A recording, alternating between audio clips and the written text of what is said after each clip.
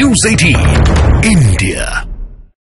इधर लोकसभा में एक दलित केंद्रीय मंत्री को अनफिट कहने पर हंगामा हो गया। सदन में तमिलनाडु के लिए केंद्र की बाढ़ सहायता पर चर्चा के दौरान डीएमके सांसद टीआर बालू ने केंद्रीय राज्य मंत्री एल मुरुगन को अनफिट बता दिया और उनसे अपनी सीट पर बैठ जाने की अपील करते दिखे। You are unfit to be a member of parliament. Please sit down. You are unfit to be the responsible minister also. अपने सांसद के लिए अनफिट शब्द सुनते ही बीजेपी आग बबूला हो गई। बीजेपी ने डीएमके सांसद टीआर बालू को घेर लिया। सबसे पहले मोर्चा संभाला प्रहलाद जोशी ने। उन्होंने खड़े होकर तुरंत अपनी नाराजगी जाहिर की। You cannot call our minister unfit. Who are you to do that?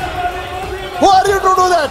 अपने साथी मंत्री को अनफिट कहे जाने पर प्रहलाद जोशी के साथ बीजेपी सांसद अर्जुन राम मेघवाल भी अपनी सीट से खड़े हो गए और डीएमके सांसद पर बरस पड़े। आपने कैसे एक मंत्री को अनफिट कह दिया? इस दौरान केंद्रीय राज्य मंत्री एल मुरुगन पर की गई टिप्पणी को बीजेपी ने असंसदीय बता दिया। बीजेपी के कई सांसदों ने अपने सीट पर खड़े होकर दलित केंद्रीय मंत्री के अपमान पर डीएमके सांसद का विरोध शुरू कर दिया। वो भी दलित मंत्री को और आपने दलित मंत्री। टीआर बालू के अनफिट वाले बयान के बाद देखते ही देखते लोकसभा सत्ता पक्ष और विपक्ष के बीच जंग का मैदान बन गई और वहां काफी देर तक हंगामा होता रहा। लोकसभा में बीजेपी के सांसद इस बात पर अड़े रहे कि टीआर बालू माफी मांगे, लेकिन डीएमके सांसद तमिलनाडु के लिए केंद्र की तरफ से मिलने वाली आर्थिक मदद को लेकर सवाल उठाते दिखे।